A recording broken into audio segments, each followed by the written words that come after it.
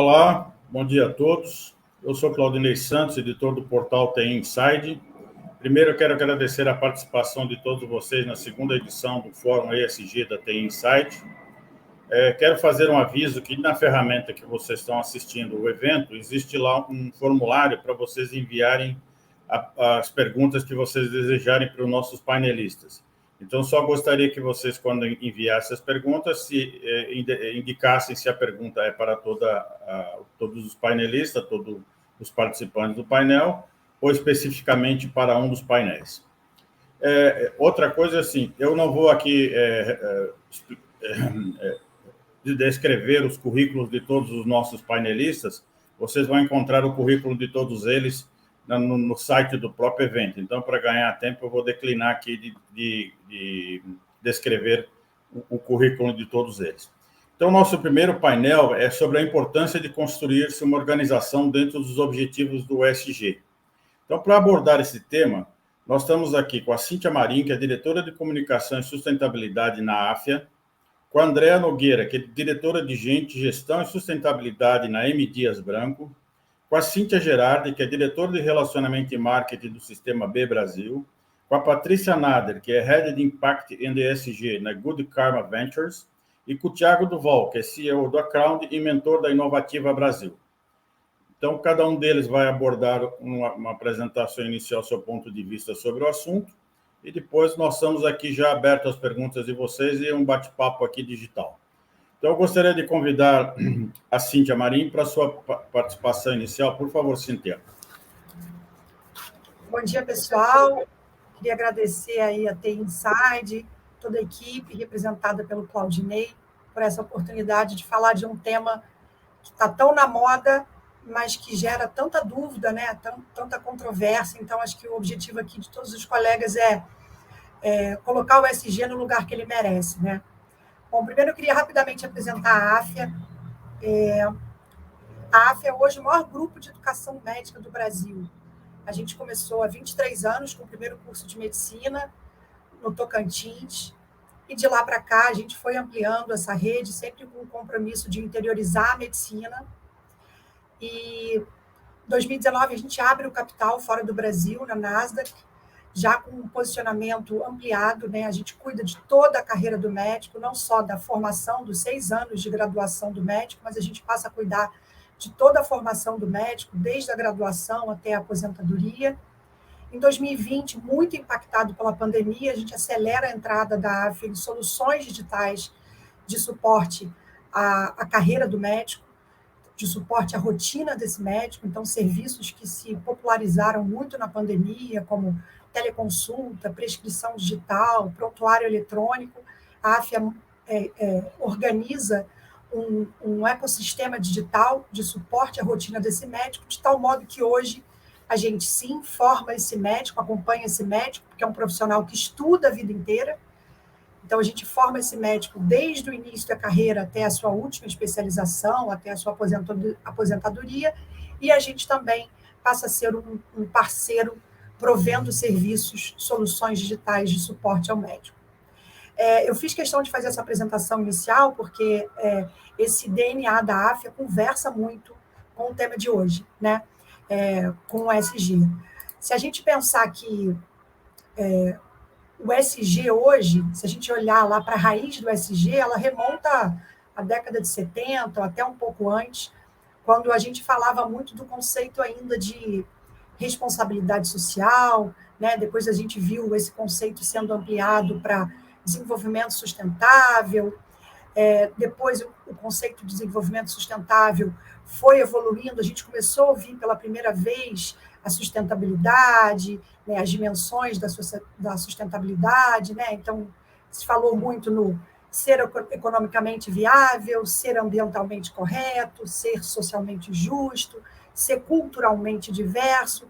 Então, a gente vê uma evolução nessa temática, nesse tema de uma maneira geral, né? Então, se lá nos primórdios a gente falava muito de filantropia, responsabilidade social, a gente vê o conceito evoluindo pouco a pouco, e de sustentabilidade a gente faz esse último passo, que é o tema que a gente tem mais usado, o termo que a gente tem mais usado, que é o termo ESG, que também foi muito ressignificado com a pandemia, né?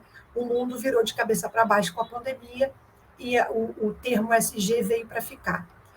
Na AFIA, como a gente lida com 2 ODS absolutamente prioritários no país, em qualquer lugar do mundo, como são os ODS 3 e 4, educação e saúde, a responsabilidade social, aquela visão da década de 80, ela estava no nosso DNA, né? A gente faz medicina, a gente atende população carente, a gente está nos interiores do Brasil, em cidades de pequeno e médio porte. É claro que a responsabilidade social está absolutamente intrínseca à nossa atividade. A grande mudança que a gente fez foi fazer essa evolução que eu acabei de relatar, da responsabilidade social para um conceito muito mais amplo, que é o ESG. Então, eu gostaria de começar destacando essa jornada que a AFIA fez da responsabilidade social, que está no seu DNA, né? Afinal, uma instituição de ensino superior, a gente é baseado num tripé, né? Ensino, pesquisa e extensão. E, especificamente, em extensão, a gente fala muito de impacto social, filantropia, responsabilidade social, relacionamento com as comunidades. Mas como é que a gente sai daquela visão de responsabilidade social para uma visão de ESG? Essa jornada na AFIA começa a acelerar de fato em 2019, né? A gente volta da abertura de capital na Nasdaq, a gente já tinha um sarrafo muito alto, né? Pelo fato de estar na Nasdaq, a gente sabe que o entendimento dos mercados americano, asiático e europeu com relação à relevância da temática ESG veio antes da gente, então a gente começou a entender nesse relacionamento com a Bolsa a importância disso, né? E aí você começa a fazer uma mudança paulatina desses conceitos, né? Então, assim, se a gente começar a pensar no ESG, o E de ambiental vai muito além de uma visão ambientalmente correta, né? Questão climática, todo mundo sabe hoje, é uma questão econômica, né? A gente está vivendo isso de uma maneira muito concreta, não dá mais para negar isso. Então, primeiro entendimento, o ambiental. O ambiental não é só ter uma visão ambientalmente correta. A gente passa a evoluir para entender meio ambiente como uma questão econômica, né?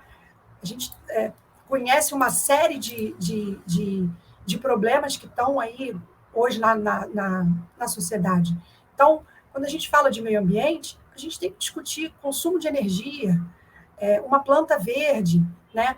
Controle da poluição, enfrentamento de mudanças climáticas, gestão de resíduos. Então, o primeiro pilar que eu gostaria de falar é o ambiental, essa mudança de paradigma e um entendimento mais amplo do que, de fato, é o E de ambiental. O social, a mesma coisa, né? O S de social não é filantropia, ou não é só filantropia. O S de social cabe muita coisa e é uma agenda absolutamente urgente da sociedade. No S de social, a gente está falando de direitos humanos, a gente está falando de trabalho infantil e trabalho forçado, trabalho análogo à escravidão, a gente tem visto isso no noticiário quase que diariamente, né? É claro que bem-estar comunitário também está no S de social, saúde e segurança dos stakeholders. Falando em stakeholders, né, a gente tem visto um termo cada vez mais usado na sociedade. Hoje a gente vive, de fato, o capitalismo de stakeholder, né? Então, o que é o capitalismo de stakeholder? Hoje a gente pensa no capitalismo, as empresas não apenas pensando no lucro, e mesmo no lucro de curto prazo do seu acionista, que é um dos seus principais stakeholders, mas buscando criar valor de longo prazo e um olhar muito de fora, de dentro para fora, né, para a sociedade. E aí, para terminar aí as 3 letrinhas, o G de governança, a gente está falando também de um monte de outros conceitos importantes, né? Qualidade na gestão, independência no conselho de administração, mitigação de conflitos, né? Gestão de risco na veia, diversidade na alta administração. Então, eu gosto de passar por esses conceitos porque o ESG acaba, muitas vezes, as pessoas fazem um recorte equivocado, simplista do ESG, circunscrevendo a ser ambientalmente correto, fazer o seu dever de casa, quando, na verdade, aqui a gente já está trazendo uma miríade de temas e de assuntos que são absolutamente importantes para o nosso negócio, né? Então, voltando aqui um pouco, a gente, em 2019, começa a fazer esse mergulho, né? A gente parte, sim, da visão de responsabilidade social e a gente começa a mergulhar em busca de indicadores, né? Hoje, qualquer agenda SG que se preze, você tem que estar pautado por indicadores. Então, a gente, conversando com as nossas operações, a gente já fazia, claro, muita responsabilidade social, mas a gente precisava, de fato, criar políticas. Então, a gente começa a investir em políticas, a evolução da política de responsabilidade social para uma política de sustentabilidade, né, que traga a política ambiental incluída. A gente começa a mapear os indicadores, no nosso caso, como a gente faz educação médica, né, o impacto social da nossa operação. A gente começa a buscar certificações e parcerias que nos levariam a esse entendimento correto do ESG. Então, a gente buscou, por exemplo, o Pacto Global. Em 2019, a AFA se torna signatária do Pacto Global. Para a gente, especificamente, foi uma agenda muito importante, porque nos trouxe esse conhecimento técnico, a visão dos ODS, né? A gente tinha uma visão, engraçado que a gente tinha uma visão muito romântica dos ODS. Como a gente faz educação e saúde, a gente achava que a gente dava match com todos os ODS, quase todos. E, de fato, dá. Mas quando a gente foca em tudo, a gente não foca em nada, né? Então, para, de fato, chegar na estratégia SG, no nosso plano de voo SG, a gente precisava, de fato, focar. Então, a gente mergulha, a gente desenha a nossa primeira matriz de materialidade, né? Super importante, não tem como falar em SG se a gente não pensar em temas materiais, né? Temas materiais são cruciais para a sustentabilidade do negócio. Então, a gente desenha a nossa primeira matriz de materialidade, ouvindo os nossos principais stakeholders, e aí a gente evolui e a gente chega ao nosso primeiro relatório anual, muito em parceria com o Pacto, nos ajudando, nos orientando. Em 2020, por exemplo, a gente faz uma capacitação no Pacto Global chamado Ambição pelos ODS, que o desafio era um pouco tentar aproximar esses dois mundos, né? O mundo dos objetivos de desenvolvimento sustentável com a estratégia SG. Às vezes, a gente incorre no erro de fazer esses caminhos de forma independente. Eu estou muito atento aos ODS e eu conheço a agenda SG, mas como é que você aproxima esses dois mundos? Então, 2020 foi o ano que, de fato, a gente desenhou esses pilares e essa evolução do que era uma estratégia em responsabilidade social, migrando para uma estratégia em sustentabilidade. Então, é quando a gente divulga a nossa primeira política de responsabilidade, nossa primeira política de sustentabilidade, a gente faz um primeiro mapeamento das métricas que a gente teria, também foi um marco para a gente. O primeiro número que a gente chegou foram 45 métricas nos pilares ESG. A gente publica nosso primeiro relatório anual, já na metodologia GRI, que é uma metodologia internacional, a mais conhecida, né?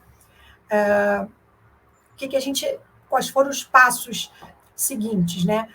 Começar a olhar com muita atenção para uma matriz de risco, de gestão de risco, né? Desenhar um plano de comunicação ESG, porque isso não bastava estar no board, no corporativo da organização, isso precisava permear a organização toda, a AFA de uma maneira geral. Então, a gente começa a criar focais ESG, sustentabilidade, em toda a organização, para que isso seja um projeto da organização e não de uma área específica.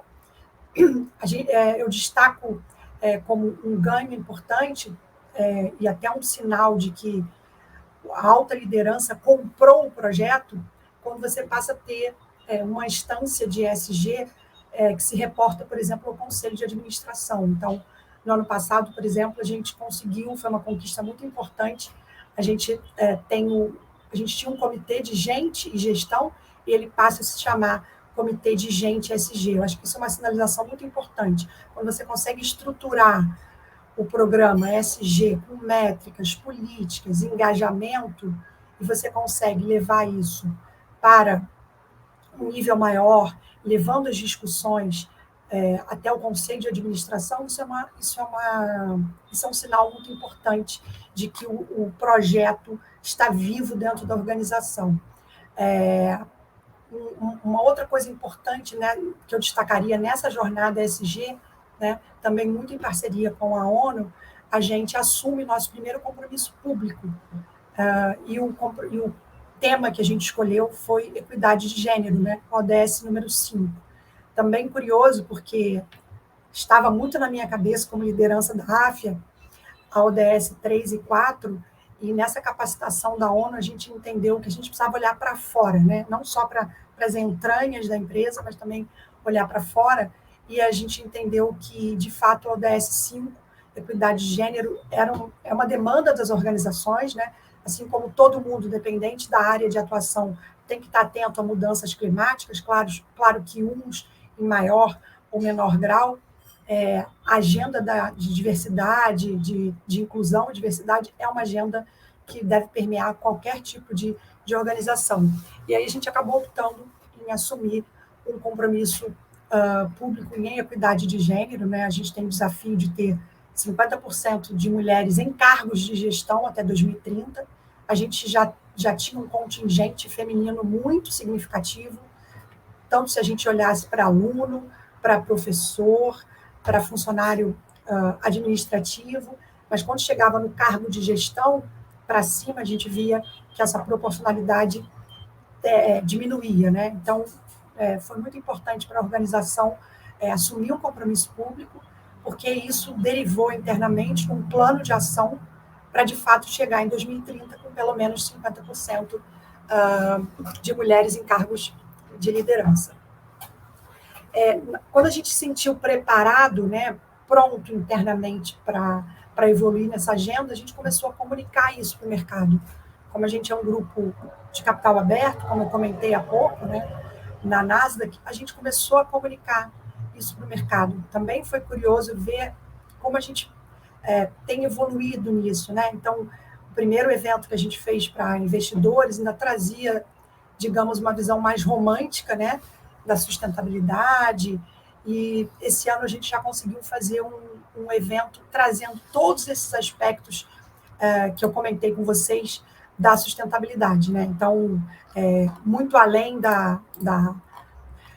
de emissões ou de gestão de carbono, a gente começa a trazer temas que são absolutamente essenciais nessa agenda. Então, trabalho escravo, compliance, gestão de resíduos, a gente começa a amplificar bastante e trazer os nossos deveres de casa que a gente vem fazendo internamente. Então, começar a reportar ao mercado, a gente reporta trimestralmente os resultados financeiros, mas a gente também, há um ano, fez exatamente agora um ano, a gente começa a reportar outros dados. Então, temas como legislação ambiental, saúde e bem-estar dos colaboradores, logística, direitos humanos, diversidade, todos esses são temas que dizem respeito ao ESG, né? Às vezes as pessoas ficam com uma visão muito limitada de que, bom, deixa eu cuidar aqui de emissão de carbono e eu estou super ESG, né? E não é, né? É claro que a emissão de carbono é um tema absolutamente importante, urgente, e faz parte da agenda ESG, mas a gente está... A amplificação desse olhar, dessa visão do que é o ESG, se a gente olhar o nosso evento para investidores no ano passado e o evento desse ano, é bacana a gente ver como a nossa visão se ampliou e a gente começa a reportar ao mercado, ainda de uma maneira muito transparente, né? De fato, tem um tema que é muito importante na agenda do ESG, né? Para a gente fugir aí do famigerado greenwashing, do social washing, é a gente, de fato, reportar o que a gente está fazendo. Então, a gente aqui internamente, a gente tem um monte de desafios, né? E a gente tem feito essas comunicações de tal forma que é lá o que a gente convencionou chamar de walk the talk, né? Então, temos muita coisa para fazer e, aos poucos, ir mostrando as evoluções que a gente tem feito. Então, esse ano a gente publicou o nosso terceiro relatório anual, sempre muito atento a certificações, né? Isso é muito importante para o mercado entender que é uma agenda séria, que a gente está muito pautado em evidências, em métricas. Então, por exemplo, o primeiro relatório ele já foi GRI, que para a gente já foi uma vitória muito importante, né? A principal metodologia internacional que diz respeito aos relatos integrados, aos relatórios de sustentabilidade. Depois a gente evoluiu para outras metodologias, né? O próprio relato integrado e o SASB, né? Que é muito voltada para a contabilidade. Inclusive, tem uma novidade aí no mercado, né? Que agora o SASB foi absorvido pelo IFRS. Então, a gente vê esse mercado o tempo todo mudando, o tempo todo se atualizando, e uma cobrança cada vez maior do mercado para que as organizações estejam atentas a essas demandas. Claudinei, eu acho que é isso para abrir. Obrigado, Cíntia. Eu gostaria agora de convidar a Andréa para a sua apresentação. Por favor, Andréa. Olá. Oi, pessoal. Claudinei, muito obrigada aí pelo convite. Cíntia, foi ótima a sua fala, que bom. Bom, pessoal, eu ocupo a diretoria de Gente, Gestão e Sustentabilidade da M. Dias Branco, que é uma empresa de alimentos. Miriam, você pode projetar um pouquinho? Eu fiz aqui algumas imagens para nos ajudar aí nesses 15 minutinhos de fala.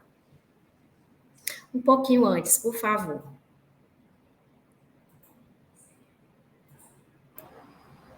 Pronto. O próximo, por gentileza. Então, muito bom a gente estar aqui para falar desse tema que é tão apaixonante e é tão aplicável, né, à realidade dos negócios, cada vez mais. Então, em M. Dias, nós temos 16 mil colaboradores aí no país, nós temos 16 unidades fabris, nós somos uma empresa com marcas regionais, então vocês devem conhecer algumas das nossas marcas, mas nós não temos uma marca nacional, são marcas regionais muito fortes. E também estamos, como no caso da Cíntia, no mercado de capitais, estamos com a nossa ação na B3 já há alguns anos, desde 2008, então estamos também muito impactados por toda essa governança que é muito saudável e que traz também no investidor esse compromisso cada vez maior de querer que as empresas sejam sustentáveis, né, para que sejam investidas. E nisso o ESG tem tudo a ver, desde que ele seja coerente, verdadeiro, né, e uma jornada sólida, que eu acho que é isso que a gente hoje quer aqui compartilhar com todos. Pode passar, por favor. Bom, um pouquinho da nossa jornada, Claudinei pediu para a gente fazer esse compartilhamento. A gente fala aí nessa linha do tempo dos nossos últimos 8 anos, mas a M. Dias tem 69 anos, né? A gente destaca os últimos 8, que foi quando a gente começou a fazer um esforço mais estruturado em sustentabilidade, mas naturalmente, desde o início da empresa, que as práticas ambientais, sociais e de governança foram também evoluindo. O que a gente destaca em 2013, há 8 anos atrás, pessoal? Foi o primeiro momento que a gente fez uma agenda estratégica de sustentabilidade. A gente considerava, acho que muito em alinhamento com o que a Cíntia comentou também, a gente considerava super relevante conectar a estratégia de sustentabilidade à estratégia do negócio. Então, a gente não conseguia ver como é que sustentabilidade iria ficar à parte da orientação estratégica, do direcionamento estratégico do negócio. Então, nesse momento, 2013, nós buscamos o apoio de uma consultoria especializada, um grande parceiro que nos ajudou, que foi a Origami, a estudar o mercado de alimentos, estudar as grandes tendências em sustentabilidade no nosso setor de atuação e nos ajudar a definir grandes caminhos, grandes premissas para essa jornada de sustentabilidade que a gente queria se fortalecer. Então, desenhamos essa agenda. Em 2014, nós criamos a primeira área de sustentabilidade, que até hoje existe, reporta diretamente a mim, mas a gente sempre entendeu essa área como sendo aquela área que ela é a grande mobilizadora, a grande engajadora para a sustentabilidade, mas o nosso objetivo é que todas as áreas da M. Dias Branco cada vez mais pratiquem, né, iniciativas sustentáveis nas 3 dimensões, no ambiental, no social e na governança. Então, desde o começo, nós criamos grupos de trabalho de sustentabilidade naqueles temas relevantes da nossa agenda de sustentabilidade. Então, foi uma jornada coletiva, a nossa área impulsionando, trazendo esse tema para a mesa o tempo todo, porque a gente sabe que as missões em todas as áreas, elas meio que engolem, né, a agenda dos gestores, e é preciso, é saudável, na nossa percepção, ter uma área que toque esse sino o tempo todo e lembre, né, que a execução da nossa estratégia também tem muito a ver com a execução da nossa agenda estratégica de sustentabilidade. Então, desde o início, nós fizemos esse trabalho acontecer e até hoje o trabalho acontece por meio dos grupos de trabalho que estão nas nossas diversas áreas, que têm líderes que respondem por essas áreas e que nós fazemos muito mais um esforço coletivo para que a gente possa avançar cada vez mais. Então, desde 2014 até agora, nós continuamos nessa mesma governança. A nossa área como uma área mobilizadora e a área de... Só um pouquinho, por favor. Tu pode só baixar aí um pouquinho, porque está dando... Desculpem, pessoal. Pronto, obrigada. Então, desde o começo, é esse o nosso olhar, que a sustentabilidade precisa estar em todo o negócio, precisa estar traduzida em uma jornada que cada área precisa avançar de uma maneira concreta, para que a sustentabilidade não seja só um discurso. Eu acho que Cíntia também falou muito sobre isso, que não seja um discurso, que todas as áreas consigam ver concretamente qual é a jornada corporativa de sustentabilidade e no que aquela área pode e deve ajudar, né? Então, dar essa concretude é muito importante e dar também o senso de prioridade, que Cíntia também abordou. Sustentabilidade cabe tudo, não é, gente? Então, é muito importante que em cada empresa, em cada negócio, a gente consiga traduzir o que é mais relevante naquele negócio em sustentabilidade e como concretamente cada área envolvida nesses temas prioritários pode evoluir, né? E deve evoluir. Então, a gente crê muito nessa coisa concreta de a gente traduzir, de a gente tangibilizar o que é sustentabilidade para a gente, né? Onde é que a gente quer contribuir nos avanços em sustentabilidade. Então, nós acreditamos nessa forma de fazer sustentabilidade. Com isso, em 2015, nós divulgamos o nosso primeiro relatório anual de sustentabilidade. Desde então, nós divulgamos anualmente esses relatórios. Com o tempo, a gente foi evoluindo para divulgar junto com o relatório econômico-financeiro, não ter divulgações separadas. Isso foi uma jornada também, que no começo a gente fazia separado e depois a gente entendeu que era muito necessário fazer essa divulgação em conjunto para que os nossos stakeholders pudessem ver a dimensão econômico-financeira e a dimensão também socioambiental e de governança em conjunto. Então, com o tempo, a gente foi evoluindo, mas desde 2015 que a gente divulga anualmente o nosso relatório de sustentabilidade. Criamos um comitê executivo também de sustentabilidade, já em 2016, a gente achou muito importante que o nível de diretoria, não só eu, como a diretora que tem uma cadeira de sustentabilidade, mas os demais diretores nos temas mais relevantes pudessem também estar nessa governança. Então, criamos um comitê executivo de sustentabilidade e nós temos 5 diretores desde então envolvidos na gestão e no fortalecimento das nossas práticas sustentáveis, tá? Então, a gente marcou aí porque a gente acredita que essa governança de sustentabilidade não está somente endereçada como uma responsabilidade de uma determinada diretoria, né? Quanto mais a gente tiver todos os diretores envolvidos e protagonistas também da sustentabilidade, mais força a sustentabilidade vai ter e mais a gente vai conseguir evoluir na empresa como um todo. Então, desde então, criamos e até hoje esse comitê existe. Um comitê de executivos, né, de diretores executivos, além do nosso gerente também de sustentabilidade, que compõe esse comitê com a gente. Então, a gente destacou também esse avanço na nossa governança, que foi a criação desse comitê executivo com 5 diretorias que mais impactam nos temas que a gente priorizou.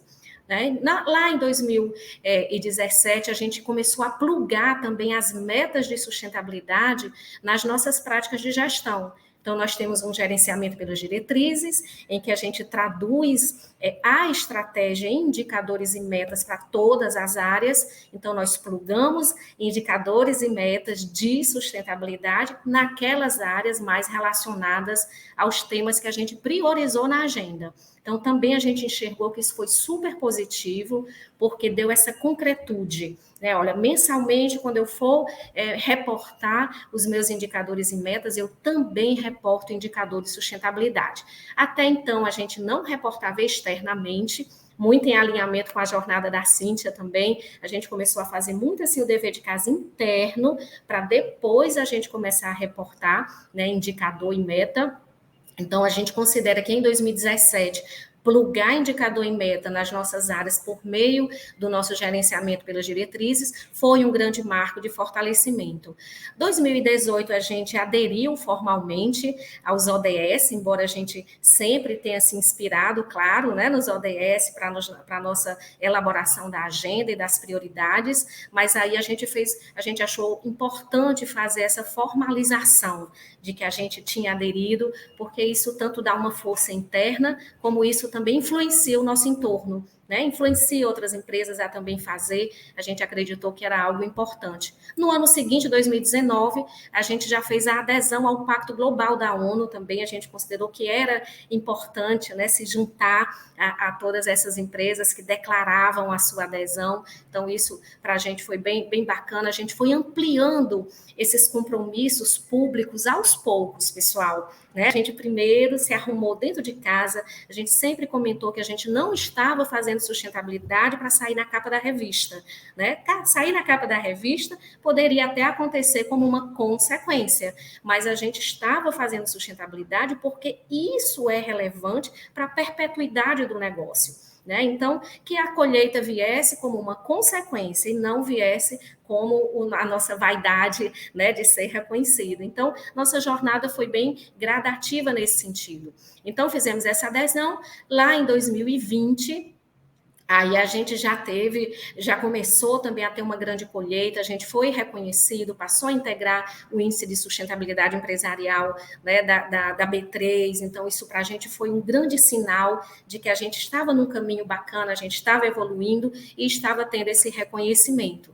Então, também começamos a entrar na carteira do CDP, aí a gente começou depois de uma jornada já com muita solidez, a gente começou a colher esses reconhecimentos externos, Então, também de estar lá no CDP. 2021, a gente novamente conseguiu estar na carteira do ISE, conseguiu se manter, porque é uma jornada anual, Todo ano a gente tem que se submeter a todos os critérios, todo ano a régua sobe, mas a gente conseguiu permanecer na carteira, Então, é algo que eu destaco também, que aí já com 8 anos da primeira agenda, a gente sentiu necessidade de revisitar a nossa agenda de sustentabilidade.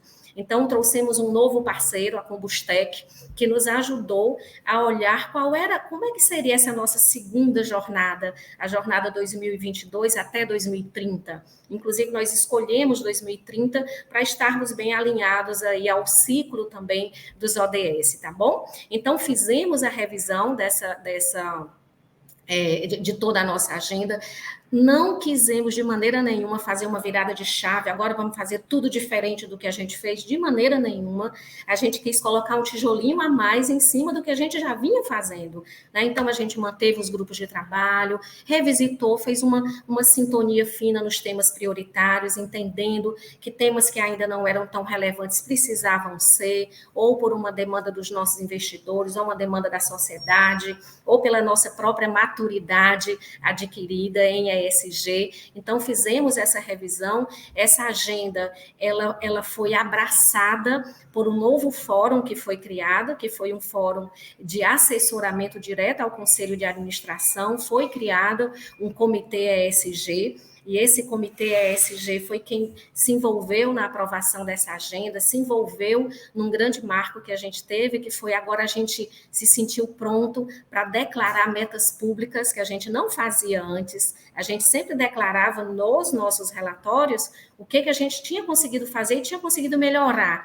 Mas a gente não dizia, o que a gente pretende fazer? Não dizia por quê? Porque a gente estava numa trajetória ainda de amadurecimento, né? Então, agora, a partir deste ano, aí sim, a gente se sentiu com essa maturidade para conseguir assumir alguns compromissos públicos. E nessa agenda a gente assumiu e temos agora, desde o ano passado, o Comitê ESG, que junto com aquele comitê executivo que existe ainda, do nível de diretoria, fortalecem todas as iniciativas dos grupos de trabalho naqueles temas prioritários para a gente.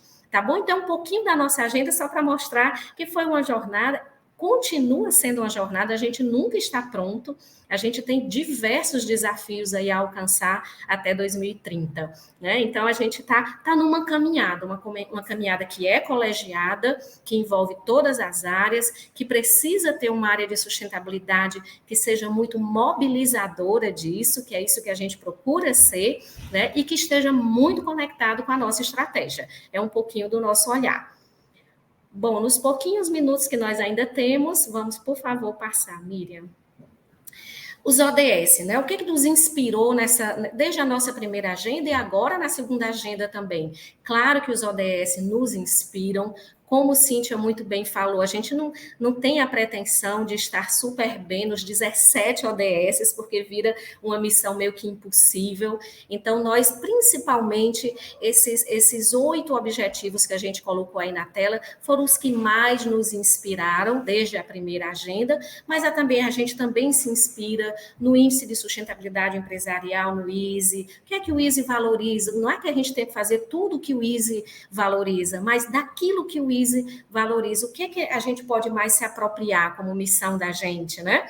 O próprio Pacto Global, a gente também estudou muito as tendências em sustentabilidade no nosso setor, que é a indústria de alimentos, para também nos inspirar. Então, essa tela é muito mais para mostrar para vocês que o ODS, em conjunto, com várias outras premissas, várias outras referências, é o que a gente procura ter como um olhar que Cíntia trouxe, um olhar externo também, porque senão a gente fica muito umbilical, né? O que é que a gente acha que é importante? Então, a gente procura sempre se vacinar, né, contra isso um pouquinho, trazendo referências externas que nos ajudem a priorizar, porque não dá para fazer tudo, né? Então, para priorizar dentro do setor de cada um de nós, aonde é que a gente mais pode contribuir. Então, esse slide foi para mostrar para a gente esse pano de fundo, né, de grandes referências, entre elas, claro, os ODS, que são uma grande referência mundial, né, global de desenvolvimento da sociedade. Por favor, Miriam. Pode passar. Bom, aqui eu não vou ler, mas é muito mais para dizer para vocês que a partir deste ano, então, com a nova agenda de sustentabilidade, nós divulgamos compromissos públicos, tanto na dimensão ambiental, que a gente chama que é o cuidar do planeta, na dimensão social, que a gente traduz como acreditar nas pessoas, e na dimensão também de governança, que a gente traduz como fortalecer alianças. Então, divulgamos no nosso relatório, divulgamos também junto a todos os nossos stakeholders e temos indicadores internos no olhar desde 2022, né, até 2025 e 2030, para fazer acontecer esses compromissos públicos que a gente divulgou com o horizonte de 2030. A gente não divulga, claro que a gente internamente tem as metas intermediárias para chegar lá, né? Mas publicamente a gente divulgou para o olhar de 2030 e a gente considerou isso um grande avanço que aumenta em nós esse compromisso e aumenta também nos nossos stakeholders uma confiança na nossa evolução e da nossa... Eu acredito que até coragem, né, de todos nós quando nós divulgamos compromissos públicos. Então, foi muito mais nesse sentido. E agora, indo para a finalização, por favor, Miriam, pode passar. E é isso, a gente acredita muito nisso, né? Nós temos muito na nossa identidade, na nossa história, essa questão do sonho, né? De a gente sonhar, de a gente, a partir desse sonho, realizar e a gente fazer crescer, né? Não só o negócio, mas a sociedade com essa realização. Então, a nossa crença é realmente essa, que a jornada ESG, ela precisa ser alimentada por um sonho, sim, porque se a gente somente enxergar os indicadores financeiros, né, a lucratividade, a gente não tiver no nosso sonho, no nosso propósito como empresa, algo maior, a gente acaba ficando muito limitado, né, na intervenção que a gente pode fazer e na possibilidade de crescimento que a gente tem também. Agora, o sonhar somente não vai levar a lugar nenhum, né? Então, o realizar é muito importante. Então, que cada um de nós, a partir do seu sonho de ESG vinculado à estratégia, consiga realizar, desdobrar, envolver todas as áreas para fazer esse sonho acontecer e, de verdade, acreditamos que o crescer, né, sonhar, realizar e crescer, ele vem muito como um desdobramento desse propósito maior de cada empresa, que envolve, sim, o econômico-financeiro, é fundamental, mas que junto com esse econômico-financeiro, a gente também sempre tem um olhar do ambiental, do social e cada vez mais da governança. Tá bom, pessoal? Então, um prazer ter estado aí com vocês. Daqui a pouco a gente está lá nas perguntas. Um grande abraço. Obrigado, André. Agora eu gostaria de convidar a Cíntia Gerardi, que é do Sistema B, para a sua apresentação. Por favor, Cíntia. Obrigada, Claudinei. Prazer, todo mundo. Obrigada aí, Cíntia e André. Vocês fizeram uma introdução maravilhosa. A Cíntia deu uma aula aí no começo, me achará, então, de sustentabilidade. Vou contar um pouquinho de mim. Eu sou hoje diretora de relacionamento e comunicação no Sistema B. O Sistema B é uma organização que auxilia empresas na jornada de impacto socioambiental. É muito um grande prazer eu estar aqui, porque eu venho da indústria, né? Eu me identifico muito com a fala da Cíntia e da Andrea, porque eu fiz carreira em marketing multinacionais, em marcas de impacto, e eu sempre trabalhei na área de marketing, sempre com esse interesse de ter um impacto positivo, e vivenciei diversos desafios onde marcas eram muito fortes naquilo que queriam promover no mercado, outras marcas não sabiam muito bem o que fazer e procuravam ali, né, qual era o seu diferencial, e por muito tempo eu ouvi argumentos de que sustentabilidade não vende, de que sustentabilidade é um custo extra, e a área de sustentabilidade muitas vezes era vista, né, de forma isolada.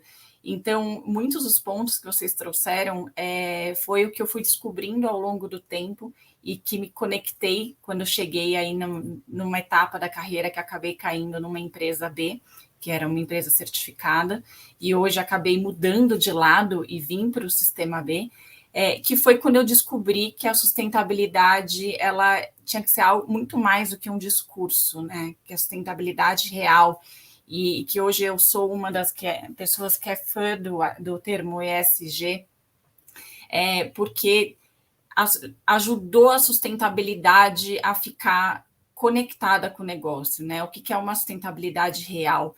É uma sustentabilidade que vai além do discurso e que, de fato, se preocupa com as 3 letrinhas, né? Se preocupa como que uma empresa atua, faz a sua governança, o que ela faz no aspecto social, o que ela faz no aspecto ambiental. Então, ter essa integração é muito fundamental. Então, hoje, dentro do Sistema B, para vocês entenderem um pouco a nossa atuação, a gente suporta as empresas nessa jornada de impacto. A gente é mais conhecido pela certificação de empresa B, porque acaba sendo, né, globalmente o que é mais comunicado, a gente que olha para uma empresa, para toda a operação dela, para toda a cadeia de valor dela, entende o impacto, ajuda as empresas a entenderem de que forma elas minimizam o seu impacto negativo e maximizam o seu impacto positivo, pensando de forma estratégica na sustentabilidade. Então, tanto em governança e meio ambiente, que são as 2 letrinhas, e pega o S e desdobra em outros 3 pilares, pensando que você impacta pessoas dentro né, os seus próprios colaboradores, impacta a sua comunidade, a sociedade onde você atua, impacta também a sua rede de clientes e fornecedores.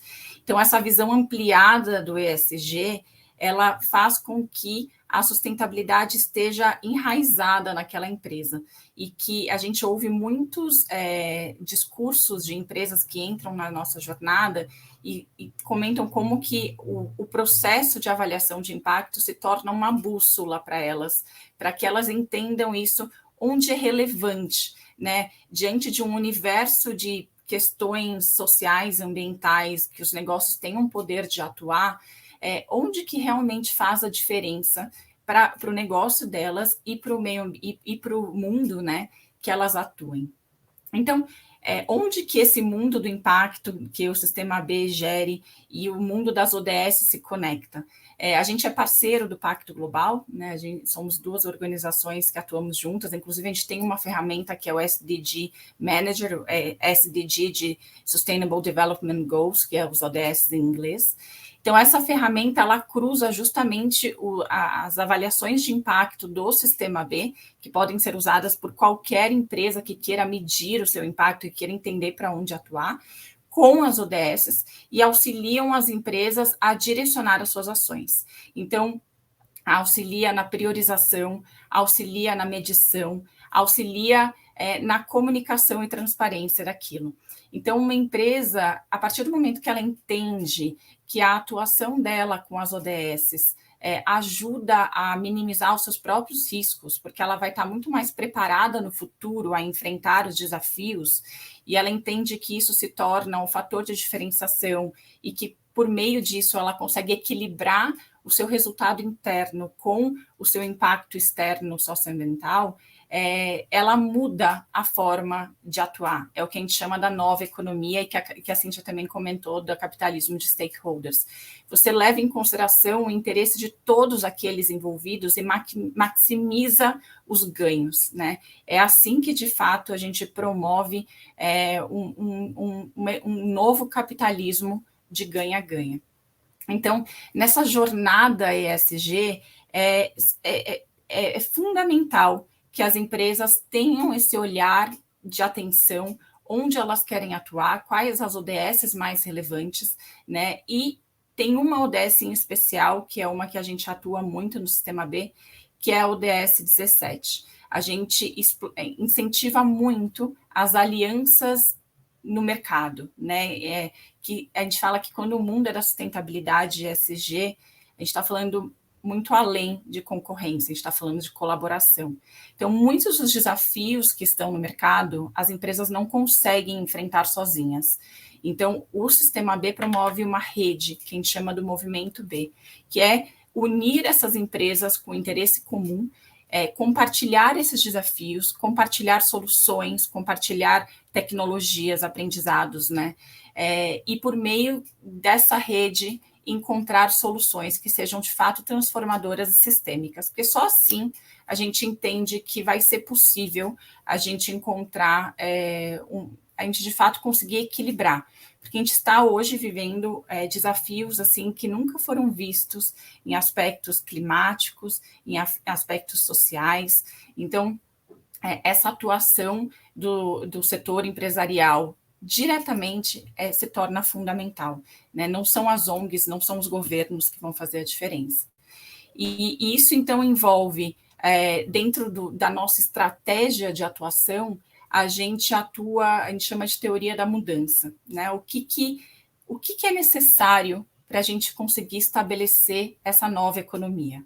É preciso que as empresas entendam o seu papel, né? Então, que elas tenham esse trabalho de priorização, esse trabalho de sustentabilidade integrada, de definição de métricas, transparência, envolvimento do conselho, que nem as meninas falaram antes. Então, isso se torna fundamental. Isso é possível por meio de diversas ferramentas, né? Uma delas é essa que a gente oferece, que é a avaliação de impacto, que é uma ferramenta gratuita e que pode derivar na certificação depois. Outro aspecto de mudança é na própria conscientização da sociedade e dos consumidores, que eles têm que entender que ao tomar qualquer decisão, né, de compra, de qualquer ato influencia. Então, as pessoas, a sociedade civil é responsável por puxar também e por cobrar das empresas do setor empresarial cada vez mais ação. E uma terceira ação, uma terceira frente de mudança são questões regulatórias, desculpa. A economia está evoluindo e a gente vê ainda que estruturalmente faltam benefícios, faltam condições para que essas empresas que se preocupam de fato com o impacto socioambiental, né, com essa agenda ESG integrada, tenham benefícios frente a outras. E por que isso?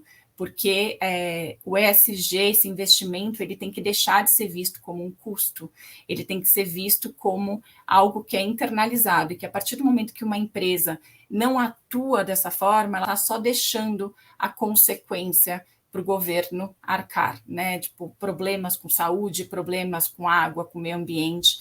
Então, a partir do momento que empresas internalizam isso e que atuam de forma responsável, ela está tirando custos que ficariam ali para a sociedade e para o governo. Então, é muito importante que isso seja revertido em algum momento em benefícios para essas empresas. Então, a gente também atua nessa frente regulatória para incentivar cada vez mais que as empresas tenham esse protagonismo na agenda de mudança. Então, quando a gente fala nesses 3 aspectos de mudança, é onde a gente vê, de fato, o caminho, né? A gente entende que o futuro não vão existir empresas que possam se dar ao luxo de não ter uma estratégia ESG incorporada, e a gente busca ajudar nessa jornada, né? Grande parte do que a Andrea falou aqui na última pauta faz parte do processo identificar as suas fraquezas, faz parte do processo identificar onde que você tem o maior impacto. Porque você não pode tapar os olhos, né? Você tem que entender aonde você está gerando externalidade, onde está tendo impacto negativo, para de fato atuar, mesmo que seja no longo prazo, mesmo que a solução ainda não exista. E faz parte também entender, em termos de propósito de marca, onde é aquilo que você quer fazer maior transformação. Então, combinando esses 2 aspectos, onde de fato as empresas têm mais chance de prosperar, e é onde a sociedade como um todo ganha, o planeta e o meio ambiente. Então, acho que esse é um pouco da nossa visão aí como Movimento B, como que a gente quer propagar essa nova economia. Devolvo aí para você, Claudinei. Obrigado, Cíntia.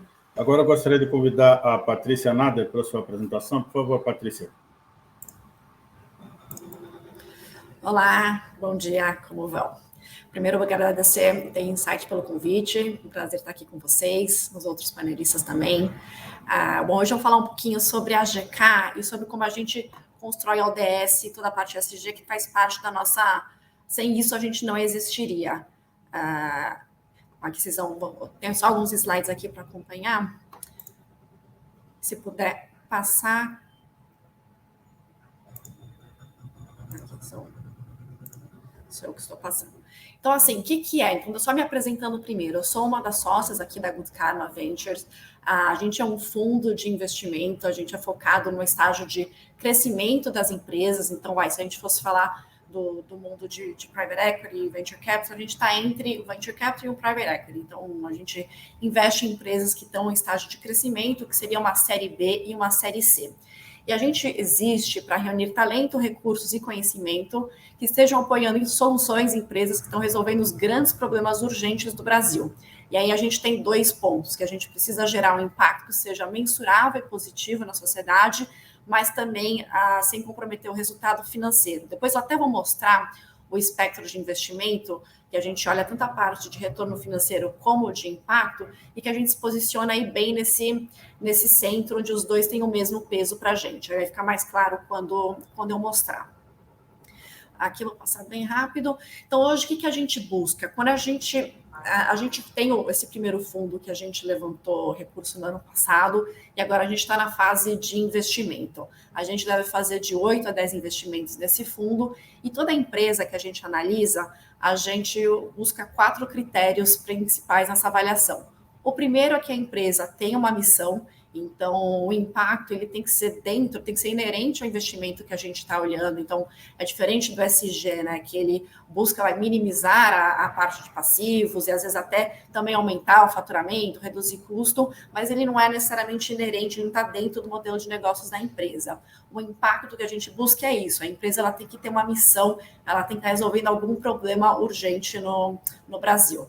O segundo critério é a questão de escala. Então, e aqui o elemento da tecnologia ele é importante. A gente não necessariamente investe em empresas que só tenham a tecnologia, mas a tecnologia é importante para a gente conseguir chegar em todos os cantos do Brasil, e é justamente onde a gente gera maior impacto, é quando a gente consegue chegar em cidades mais afastadas do que dos centros, das capitais que a gente está acostumado a ver. O terceiro critério, essa questão de urgência, e ela conversa muito com essa parte de missão. Então, não basta a empresa só ter uma missão, ela tem que estar resolvendo um problema urgente para o Brasil.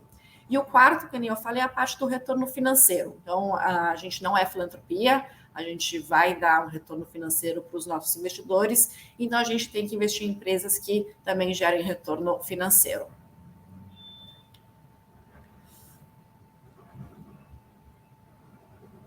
Aqui é um pouco dos investimentos, aqui bem rapidamente que a gente já fez nas empresas. A gente investe em 3 principais verticais, que é a parte de educação, saúde e meio ambiente. Aqui une empresas que a gente fez investimentos no fundo 1, que é o nosso fundo proprietário, com investimentos no nosso segundo fundo, que é o fundo que agora a gente está em processo de investimento. Aqui eu trago, então, esse espectro de investimento que eu comentei no começo, né? Hoje ele é bastante utilizado, mas ele deixa bem claro. Ontem até eu escutei o termo que eu achei interessante, que são os 50 tons de verde. Aqui estão em azul, mas ele mostra justamente esse espectro que olha a parte de retorno financeiro e a parte de impacto. Quando você olha isso aqui, você tem desde o extremo do lado esquerdo o investidor tradicional que tipicamente olha só a parte de retorno financeiro e deixa de lado de impacto, e aí você tem no outro extremo a filantropia, que considera muito a parte de impacto, mas não necessariamente a parte de retorno financeiro. E aí, ao longo desse espectro, você tem diferentes variações com diferentes graus de impacto e retorno financeiro.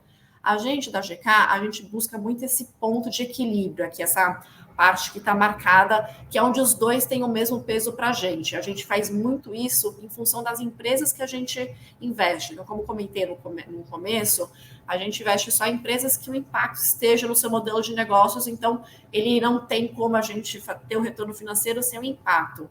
E o que a gente acredita muito é que fazer impacto não significa abrir mão do retorno financeiro, que é justamente ao contrário.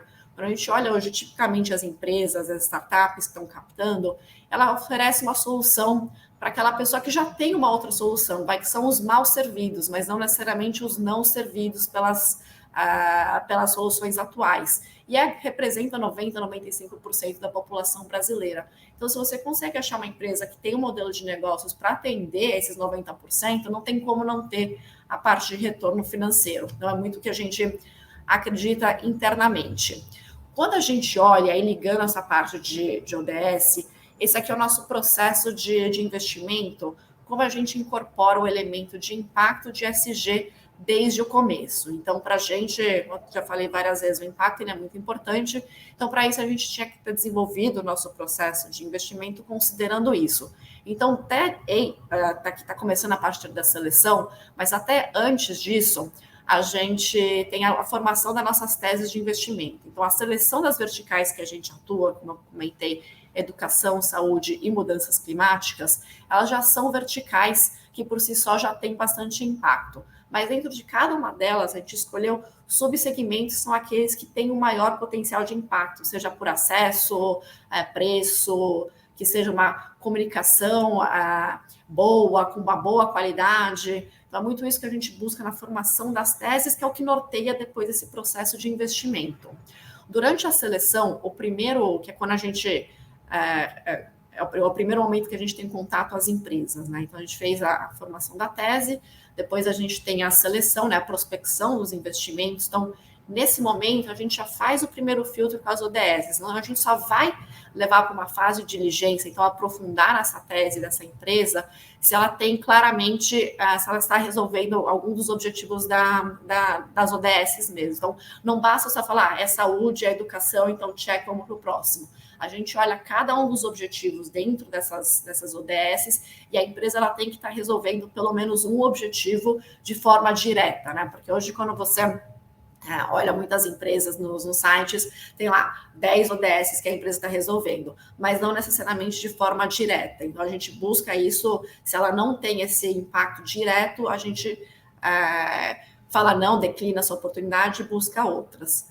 Durante o processo de diligência é quando a gente realmente aprofunda nesse processo, a gente usa muito as metodologias que já existem hoje, né? Apesar de que ainda existe um baixo consenso de como mensurar, de como acompanhar isso, já existem algumas organizações que estão chegando nesse consenso, e é muito isso que a gente busca, então, usar isso no nosso processo. A gente, nessa parte de mensuração, como eu comentei lá na nossa visão, ela é muito importante para a gente. É o que a gente acredita que diferencia a gente, porque hoje é muito difícil você conseguir mensurar o impacto, trazer todo mundo na mesma medida que nem a gente faz na parte financeira, né? Na parte financeira, você vai fazer a projeção de um fundo, você tem a TIR, você tem o NPV, que como você consegue comparar empresas que são de setores diferentes na mesma base. No impacto, isso é mais difícil, porque os indicadores de impacto, eles são muito individuais àquela empresa, no máximo ao setor. E aí você não consegue falar pelo aquele indicador se a empresa gera muito pouco ou nenhum impacto. Então, o que a gente fez, até junto com o pessoal do Insper Matrices, foi desenvolver a nossa metodologia do múltiplo de impacto, que no final a gente tem que trazer o impacto mesmo raiz dessa empresa e saber para cada real que a gente coloca nessa empresa, quantos reais de impacto social e ambiental essa empresa gera. E aí, fazendo esse múltiplo, a gente só investe em empresas que gerem pelo menos o múltiplo de 2 vezes. E aí, isso está muito ligado com toda essa parte de ODS, porque é o impacto mesmo a raiz dessa empresa. É muito difícil uma empresa que tem um impacto alto que não tenha não esteja atingindo nenhuma das ODS da ONU. E é muito isso. A gente até, falando agora na fala da Cíntia, a gente está, a própria gestora, passando pelo nosso processo de virar uma empresa B, e eu até concordo com muito que falou que é mais do que a certificação em si, é o processo todo que fez já a gente desenvolver muito como um fundo. Inclusive, a gente aplica também nas empresas, depois, durante o processo de diligência e depois no acompanhamento dela no portfólio, muito mais do que o selo, porque a gente acredita muito nessa profissionalização, então tem muito valor. A gente fala que as empresas vão ser empresas B naturalmente, não por causa do processo, mas porque depois que elas passaram por esse processo de investimento nosso, elas já se qualificam para virarem empresas B. Aqui é mais um detalhe aqui do múltiplo, que depois eu falo. Aqui, só queria falar que, assim, como a gente começou a nossa tese, né? Não vou passar aqui por todas as caixas, a gente sabe que o Brasil tem uma série de problemas crônicos em todas as esferas, e aqui principalmente focado em educação, saúde e mudanças climáticas. E a gente sabe que a filantropia ela tem um peso muito importante, o governo também, mas o que a gente tem visto até hoje, que sozinhos eles não vão resolver esses problemas no Brasil. Então, o que a gente vê é que a iniciativa privada ela é muito importante para a gente conseguir resolver esses problemas e conseguir levar o Brasil para um caminho melhor, e é muito aqui o papel que a gente enxerga a AGK, a nossa gestora.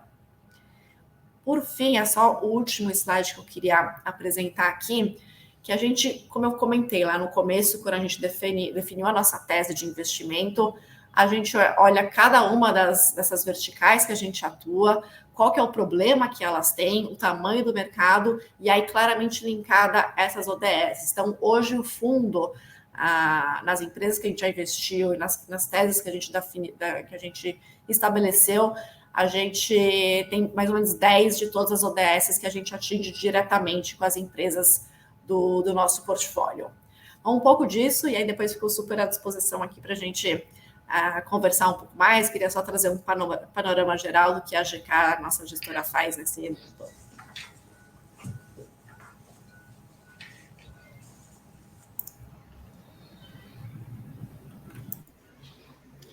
Agora, Tiago, não é?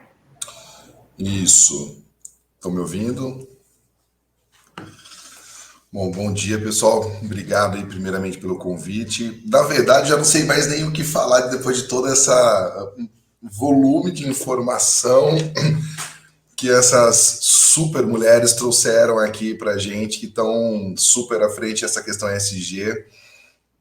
E teve muita abordagem de projetos, né, que você já vem implementando, a própria preocupação da GK Venture também com relação a ter todo o estudo, né, das empresas em que ela vai trazer esse investimento. E aqui eu trago um pouco da reflexão de quem está um pouco mais na frente assim, de empresas muito... do pequeno empresário, né? Eu venho há algum tempo e recentemente sendo muito procurado por empresas que estão sendo questionadas nos questionários sobre questões ESG, né?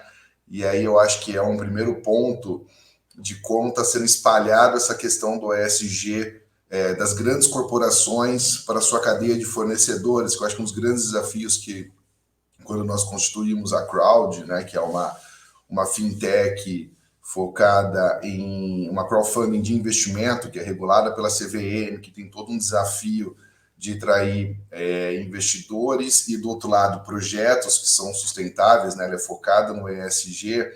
O grande desafio era certificar esses projetos, né?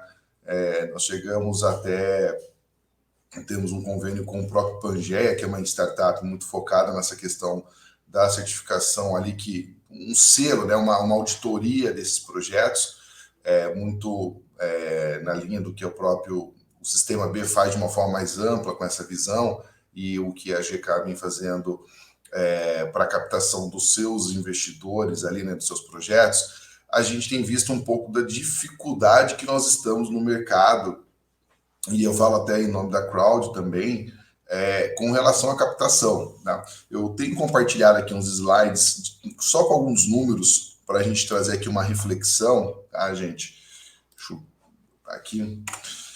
A gente tem uma previsão aqui, né, que só o ano passado, de fundos verdes, a gente chegou a 400 bilhões de dólares em 2021, né?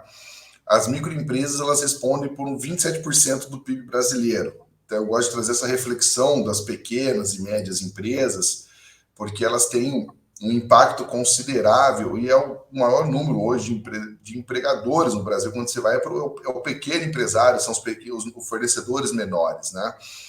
O Brasil é o principal país emissor de investimentos verdes na América Latina. A ONU e doadores estão cobrando mais financiamento dos países do G20 para a proteção da natureza. A questão ambiental foi citada como uma das maiores preocupações da sociedade e 90%, né, dos entrevistados na International Business afirmaram que as práticas ESG podem melhorar a imagem das empresas. Ou seja, existe sim uma visão muito ampla da sociedade em começar a enxergar essa questão dos impactos de você ter os trabalhos ESG, né? No Brasil está entre os países mais otimistas no mundo sobre o meio ambiente. Isso é muito interessante trazer essa reflexão, porque nós também temos um desnível muito grande social no Brasil, né? Então, você ter essa credibilidade, esse otimismo é muito interessante. 64% dos brasileiros acreditam que ainda é possível reverter os impactos das mudanças. 84% dos entrevistados nessa pesquisa que foi feita pela Folha dizem que depois de aprender mais sobre as mudanças climáticas, agiram em suas próprias vidas para reduzir esse impacto, né?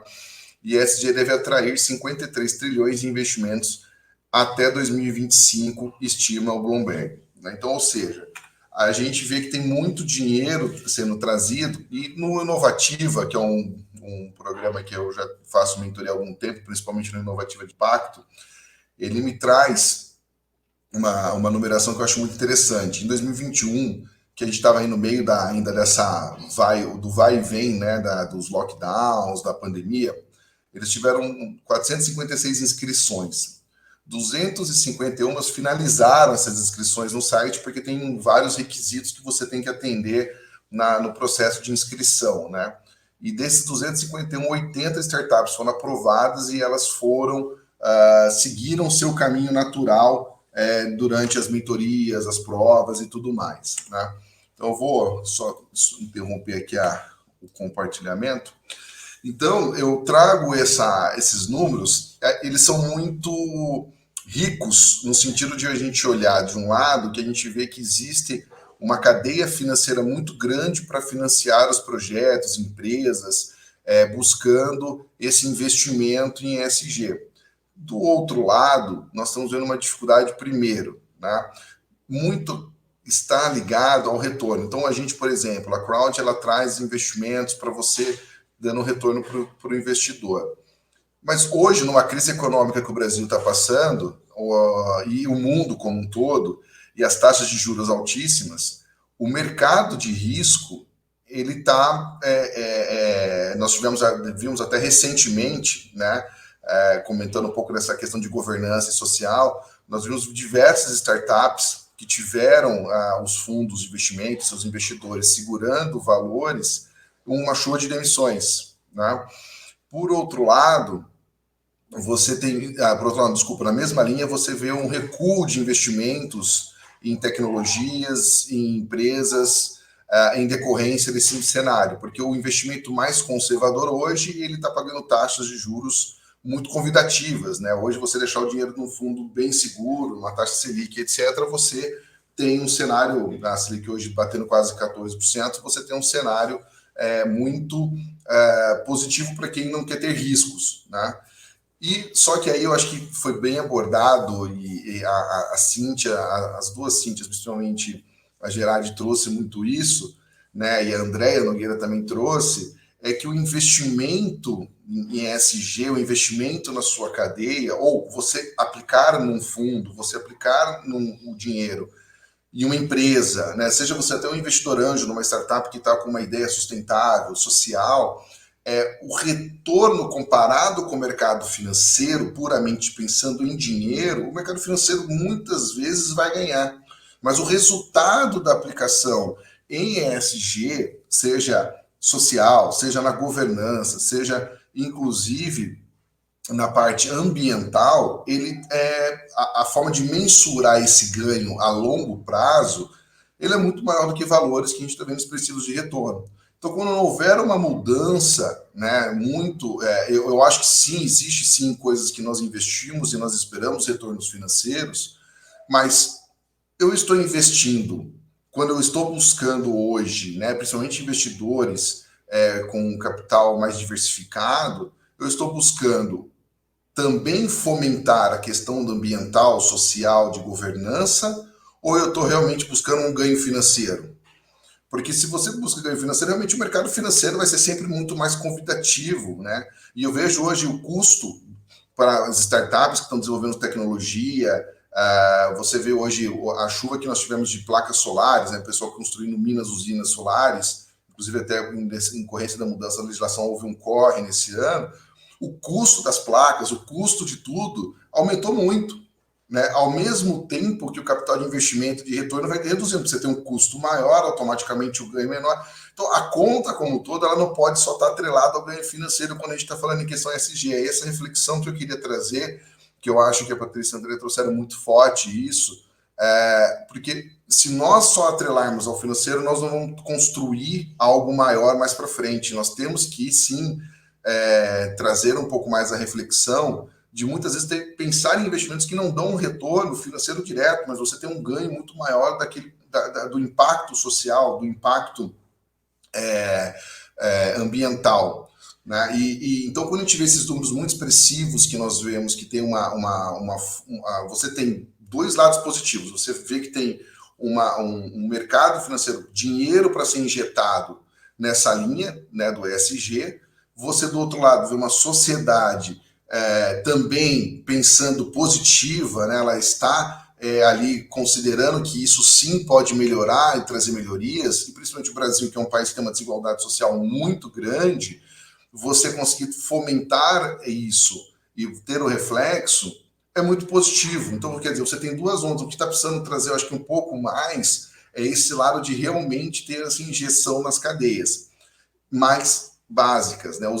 As pequenas e médias empresas que fornecem, que são as grandes empresas, elas estão preocupadas muito em questão da sustentabilidade. Eu acho que o crédito de carbono, até agora que foi mencionado, acho que pela Cíntia no começo, está sendo um dos grandes chamariz. Nós estamos vendo grandes empresas, grandes empresários se reunindo, comprando áreas para trabalhar com o mercado de crédito de carbono, mas eu acho que existe uma necessidade de transição dessa questão da governança com a cadeia de fornecedores, dos pequenos empresários, porque são os grandes impactos. As empresas grandes, elas têm um impacto social, mas elas investem bastante nessa questão social, elas investem bastante na questão ambiental, mas quando você desce um degrau da grande cadeia, que é o número de empresas, se a gente for considerar o número de empresas no mundo, o número de pessoas envolvidas no mundo, elas são poucas, né? Apesar de elas terem grandes recursos, mas elas também já investem. Mas como que nós trabalhamos essa cadeia base, né? E aí a gente, com esses projetos, a gente vê várias iniciativas aqui, as próprias empresas que estão aqui trazendo essas iniciativas, elas se veem carentes, inclusive, de recursos para poder investir nessa cadeia, né? Quando você vai... E aí vem um pouco do leque que eu tenho visto, que muitas empresas que prestam serviço de fornecedores médios, que prestam serviços para grandes empresas, estão fazendo um movimento, principalmente na área de governança, em decorrência dos questionários que elas estão recebendo das grandes empresas para saber o nível de sustentabilidade, o nível de governança, o nível de segurança. Tem questões de LGPD, envolve o questionário, gente, juro por Deus. Tem questionário que tem mais de 200 perguntas para uma empresa, para um pequeno fornecedor. Como que ele lida com toda essa informação para poder responder? E aí é um ponto que a gente tem visto dessa carência de informação. De um lado, eu acho muito interessante, porque você movimenta esse pequeno fornecedor a criar uma conscientização e startar alguns pilares que ele nunca tinha pensado no movimento dele. Então, a gente vê uma busca por muitas consultorias para auxiliar esses pequenos a startarem, terem políticas inclusivas, políticas... porque o ESG é algo muito grande, né? Quando a gente fala de ambiental, social e governança, a gente é algo gigantesco, pode ser várias áreas da empresa, vai desde das questões da inclusão, né? Seja ela de raça, seja ela de sexo, seja ela de todos esses segmentos, até a questão ambiental de impacto que você vai. Então, assim, você tem uma cadeia muito gigante. Então, quando a gente vê esse movimento, né, de você começar a dar o suporte, eu acho que é onde a gente começa a fazer a diferença. E a conscientização de que eu tenho que investir não esperando um retorno direto hoje, financeiramente. Talvez no futuro, muitas startups, muitas empresas que vão nascer com isso, como a própria a Patrícia trouxe, né, aqui na GK, eles têm necessidade de dar um retorno, mas existe ali, porque uma empresa precisa, quer dizer, a própria sustentabilidade, a governança dessa startup que está querendo buscar para trazer investimentos ou ter uma tecnologia a ser desenvolvida no meio ambiente ou social, ela precisa ter um retorno até para ela se autossustentar, mas muitas vezes é muito mais a longo prazo do que o movimento. Um ponto que eu acho muito interessante de trazer, até que eu via pelo Inovativa, você trabalhando com as startups de forma geral e as de impacto, o sonho da de impacto era conseguir o financiamento ou conseguir engajar o projeto.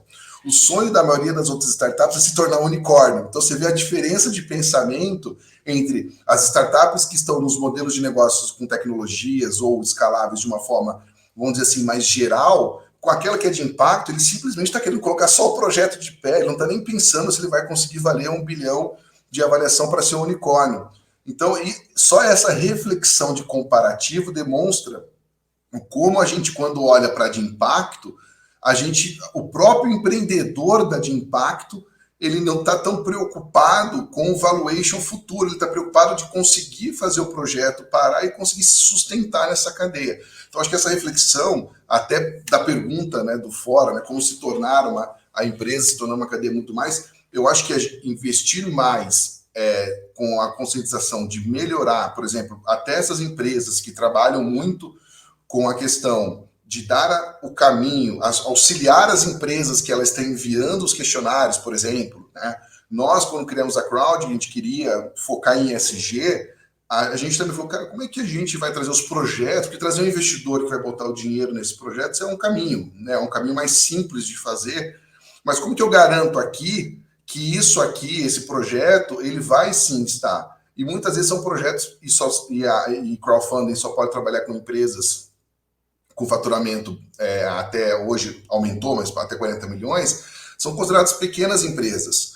Né? Então, como é que o pequeno empresário ele vai conseguir no projeto dele atender questões dele? Então, como nós da Crowdfunding, a gente teve que colocar também uma consultoria para auxiliá-los nesse projeto, a eles startarem uma forma de eles começarem a saber o que é ESG, como que eles podem começar um projeto já se tornando sustentável, de forma atendendo requisitos básicos para o tamanho dele, porque a gente tem que ver, o ESG de uma empresa multinacional que tem grandes impactos, o ESG de uma empresa menor, são cenários diferentes. Então, quando a gente volta agora para esse lado que eu falo do questionário, é a mesma coisa. Tem um questionário gigante, que é uma pergunta que se eu mando para uma Bosch, ela vai responder perfeitamente de uma forma, e se eu mando para um fornecedor pequeno, que ele aqui atende uma comunidade, ele não tem nem capacidade técnica, às vezes, de responder as perguntas que estão lá, e ele se sente carente. Então, a construção, as empresas investirem mais em treinar isso, levar mais essa informação, é a forma de criar mais cultura dessa questão e essa visão a longo prazo. Acho que esse é o ponto que a gente, no geral, conversou aqui e todos trouxeram, é essa conscientização de que esse trabalho ele não é de resultado imediato. Qualquer movimento, eu trabalhei muitos anos na área de relações institucionais e governamentais, e a gente que está sempre com comunidades, o impacto que as fábricas têm em volta das comunidades, tanto positivo quanto também negativo, que nós temos que trabalhar essa compensação, nenhum trabalho a gente conseguia fazer a curto prazo. Você ia investir em educação, em treinamento, tudo que você vai fazer, o resultado é a longo prazo. Então, a mesma coisa no meio ambiente, no meio social, a questão da cultura de governança, de você ter uma boa gestão, de lidar com isso, você não consegue mudar a curto prazo. Então, a gente precisa trazer mais essa cultura de que o resultado ESG, ele sim, eu acho ótimo, esse último ano para cá, ter ganhado uma força esse tema, né? Mas eu acho que precisa trabalhar também essa questão cultural de que isso vai levar muito tempo e as pessoas precisam trabalhar essa cultura de esperar investir e acompanhar os projetos do que simplesmente querer um investimento de curto prazo que vai dar o resultado amanhã, porque no ESG esse trabalho é a longo prazo. Então essa reflexão que eu queria trazer mais, essa conscientização que a gente não dá para ficar comparando com o mercado financeiro em decorrência, propriamente como comentei, nesse momento então, com o mercado com a taxa de juros alta, que é muito difícil conseguir dar um retorno tão bom quanto hoje o mercado conservador, né? Então tem que saber que o investimento, o retorno do ESG, ele é intangível no sentido dos benefícios que nós vamos ter futuro. Então é essa reflexão que eu queria trazer de estar à frente com as pequenas empresas e com o pessoal que está com essa cadeia de fornecedores aí, sofrendo um pouco nesse momento, mas eu acho que esse apoio vai ser muito importante das empresas para que a gente comece a cada vez mais ter a cultura já na base do nascituro das empresas menores e dos fornecedores. Obrigado, Tiago. Bom, nós temos aqui um tempinho aqui para algumas questões. A primeira questão que eu gostaria de conversar com vocês é assim, como é que vocês veem o papel das lideranças das empresas em adotar iniciativas de ESG? Você acredita que eles estão convencidos? O que falta para que as empresas se conscientizem da importância em aderir a esse tipo de iniciativas, né? Tendo em vista que ela traz benefícios para as empresas na questão de capitalização, na imagem da empresa, na valorização dos ativos, na satisfação dos funcionários, né? E, obviamente, na responsabilidade social das empresas. Como é que vocês estão vendo o papel dessas lideranças? Que dificuldades vocês acreditam que exista para que as empresas tenham uma adoção mais acelerada de ESG nas organizações? Você quer começar, Cíntia? Começo. André. Ok. Bom, acho que até a Cíntia falou um pouco sobre isso, né? Quando na experiência dela aí de a área de sustentabilidade lá tentando e todo mundo meio que o que é isso, né? Então, na minha opinião, é muito importante que a gente consiga conectar a sustentabilidade na estratégia da empresa. Porque se ela já nasce da estratégia, se o nível diretivo, né, acolhe, compreende que a sustentabilidade é o próprio negócio, ela não é uma coisa à parte, Aí essa mensagem, ela vai para a liderança e a liderança meio que fica com o dever de casa de incorporar isso e prestar conta disso. Né? Então, acho que se a gente, na liderança, a gente só ficar com o discurso, sustentabilidade é uma área ali, coitada, sozinha, tocando o sino, dizendo que a sustentabilidade é importante, não vai acontecer. Né? Acho que realmente precisa ser declarado como algo estratégico para a empresa e precisa ser acompanhado, monitorado, porque aí a liderança naturalmente vai se engajar. Sem isso, a jornada fica tipo missão impossível, né? Então, fica uma jornada longa, desgastante e que muitas vezes perde credibilidade. E eu vou complementar que eu acho que é muito importante nesse processo diálogo. É o diálogo interno, né, de traduzir muitas vezes a complexidade que tem de questões de sustentabilidade dentro da empresa, para que todo mundo se sinta parte, né, para que todas as áreas entendam que elas estão atuando com um objeto comum. O diálogo, né, a transparência de comunicação externa, para que também o público externo, consumidores, seus fornecedores entendam para onde a empresa está indo e como que ela está atuando. E essa própria comunicação na cadeia, né, que a empresa tem essa responsabilidade compartilhada e não tenha medo de expor os seus desafios para fora, porque dessa forma os outros atores do mercado, da sua cadeia, estão juntos na jornada de transformação. Então, volto naquele ponto de que precisa de muita colaboração para que, de fato, a gente avance na agenda de ESG e tem que ter um discurso comum. Né? Se a área de sustentabilidade pensa de uma forma e não está integrada com o discurso da alta liderança, isso fica isolado. Se o discurso é integrado, ele flui muito mais facilmente. Só complementando aqui o que a minha xará falou, acho que tem sim um engajamento interno, mas os stakeholders externos também dão esse senso de urgência, e aí essa pressão de dentro para fora e de fora para dentro faz a tempestade perfeita, que eu acho que, no nosso caso, por exemplo, como a gente tem ações listadas fora, e a gente vê esse movimento, né, até dos bancos, tendo especialistas em ESG analisando as empresas, e então a gente sentiu essa mudança muito grande, o senso de urgência para o tema, quando a gente também começou a ser demandado, principalmente a área de relações com investidores, começou a ser demandada por fundos, por analistas, enfim, sell-sides, com uma visão já muito ESG. Então, isso acho que acelerou para a gente. No ano passado, por exemplo, a gente submeteu a alguns assessments internacionais, foi importante, eu acabei não citando na primeira parte, né? Mas a gente viu essa aceleração depois que veio muito não essa cobrança, mas, enfim, perguntas, né, com relação aos nossos indicadores, né, mesmo antes da gente começar a torná-los públicos nas divulgações de resultado, quando o tema começou a ficar muito constante na agenda de RI, a gente viu o tema ganhar uma relevância interna enorme. Uma outra coisa que eu acabei não comentando na primeira fala, né, que foi motivo de orgulho para a gente agora no início de 22, a gente entrou pela primeira vez no índice de igualdade de gênero da Bloomberg, né, 180 empresas no mundo inteiro, só 13 brasileiras, e a gente, pela primeira vez, esteve lá. Então, tentando responder um pouco a provocação do Claudinei, hoje não tem mais como a alta liderança não abraçar, né? Se não for no amor, vai ser na dor, né? Dependendo da área de atuação, as lideranças estão mais sensibilizadas para o pilar de governança, outras para o pilar ambiental, né? Mas, de alguma maneira, o tema acaba... deixa de ser perfumaria, porque está, de fato, no core, né? É gestão de risco, né? Eu vivo falando isso nos comitês. ESG é gestão de risco na veia. Se a gente não estiver atento para isso, a gente não está pensando no que a empresa vai virar daqui a 5 ou 10 anos. Então, Acho que esse shift que é o grande desafio, né? Querido, deixa eu te explicar.